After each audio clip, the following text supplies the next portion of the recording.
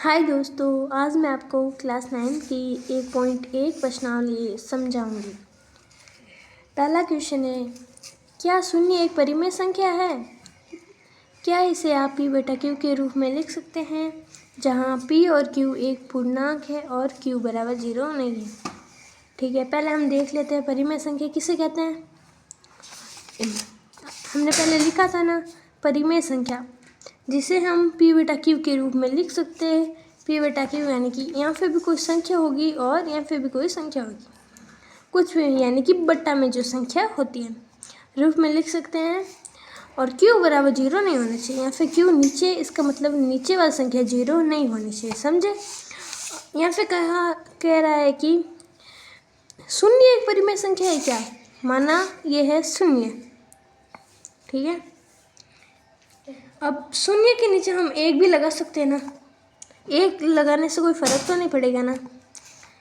तो यहाँ पे q बराबर 0 नहीं है, इसका मतलब ये एक परिमेय संख्या है। तो हम इसका उत्तर लिखेंगे हाँ, यहाँ एक परिमेय संख्या है।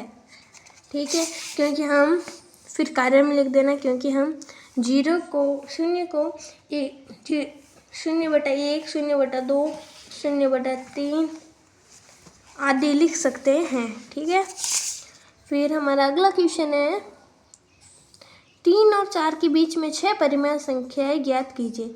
ये तो बहुत आसान है। देखो, किन के बीच में 6 परिमेय संख्याएं ज्ञात करनी है, 3 और 4। ठीक है, अगर मैं यहाँ पे इन दोनों को पहले हम जोड़ते हैं, ठीक है, तो इनका योग आप देखना जरूर 7 आएगा। ठीक है, अगर हमने इनको जोड़ा फिर भी 7 आया, अब हम इसका योग दें। पहले तो हम 3 को 10 से इंटू करेंगे, समझ में आया, और इन दोनों को जोड़ा तो क्या आया, 7। ठीक है, तो हम है ना पहले तो लिखेंगे 7, उसके बाद में लिखेंगे, पहले किसका निकालना, 3 का, तो 3 लिखेंगे इसके ऊपर। फिर हम मतलब ये एक एक संख्या है ना, तो हम इसको है ना 10 से ही इंटू करेंगे। ठीक है, बड़ी संख्या में बड़े से मतलब कि 10 से 100 बड़ी संख्या में ना बड़े मतलब संख्याओं का गुणा किया जाता है। फिर हमारे पास आया 30/70। ठीक है, अब हम 4 का भी ऐसे निकालेंगे, 4/7 इंटू 10 इंटू 10, तो हमारे पास है 40/7। ठीक है, अब एक संख्या है हमारे पास 30/7 70, और दूसरी संख्या है 40/70। ठीक है, अब इन दोनों के बीच बहुत संख्या हो सकती है, 31/70, 32/70, 33/70, 34/70 और 35/70 और 36/70। अब हमें संख्या को गिन लेते हैं कि 6 है या फिर कितनी, 1 2 3 4 5 और 6, ये पूरी 6। इसका मतलब हमारा फर्स्ट और सेकंड दोनों क्वेश्चन भी सॉल्व हो गए। अब तीसरा क्वेश्चन है, 3/5 और 4/5 के बीच 5 परिमेय संख्या ज्ञात कीजिए। ये भी बहुत इजी है। पहले देखो, एक है 3/5 और दूसरा है 4/5। मैंने कहा था 10 से इंटू कर दो, ये भी छोटी संख्या है ना, तो हम इसको करेंगे 10 से इंटू, पहले इसको, फिर सेकंड बार में हम इसको करेंगे।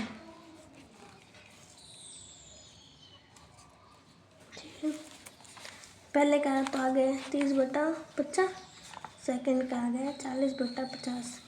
अब देखो, पहले तो हम यहाँ पे लिखेंगे, देखो 30/50 और 40/50 आया ना, देखो 30/50, और हम यहाँ पे लिखेंगे 40/50।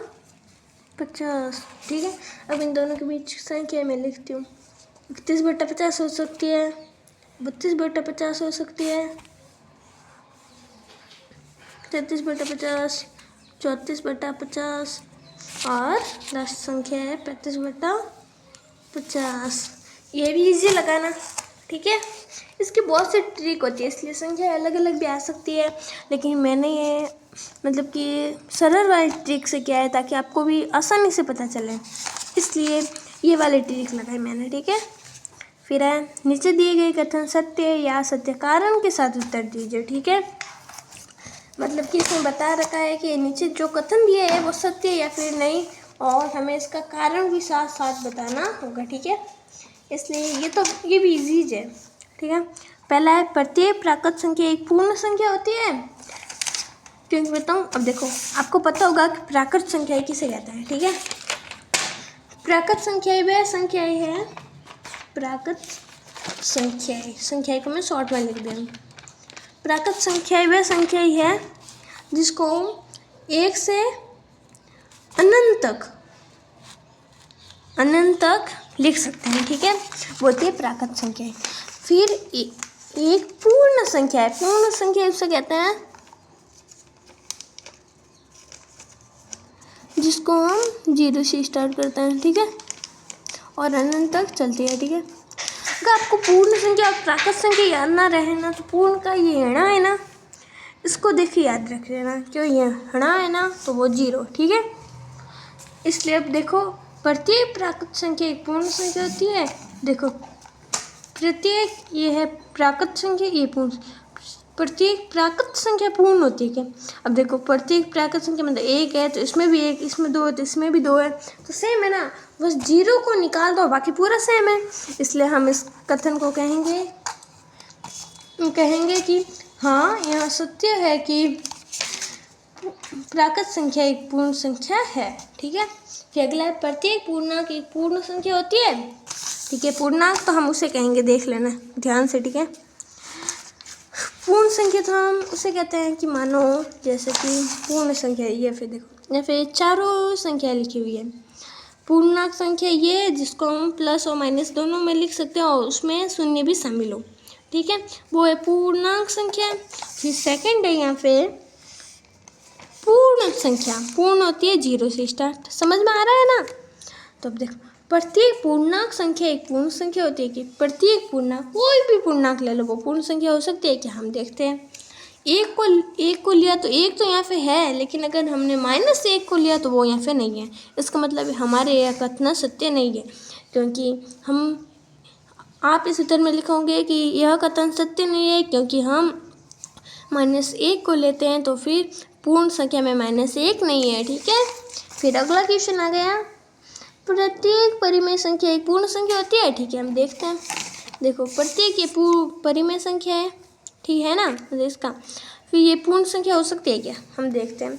एक होती है परिमेय संख्या जिसको हम 3/5 ठीक है माना, तो या फिर ये पूर्ण संख्या है ना, इसमें कहीं भी मतलब 3 तो है लेकिन नीचे बट्टा में कोई संख्या नहीं है। इसका मतलब यह कथन भी हमारा असत्य है। अगर आपको ये वीडियो अच्छा लगा तो लाइक करना, सब्सक्राइब करना और सभी को शेयर भी करना। ठीक है, बाय बाय।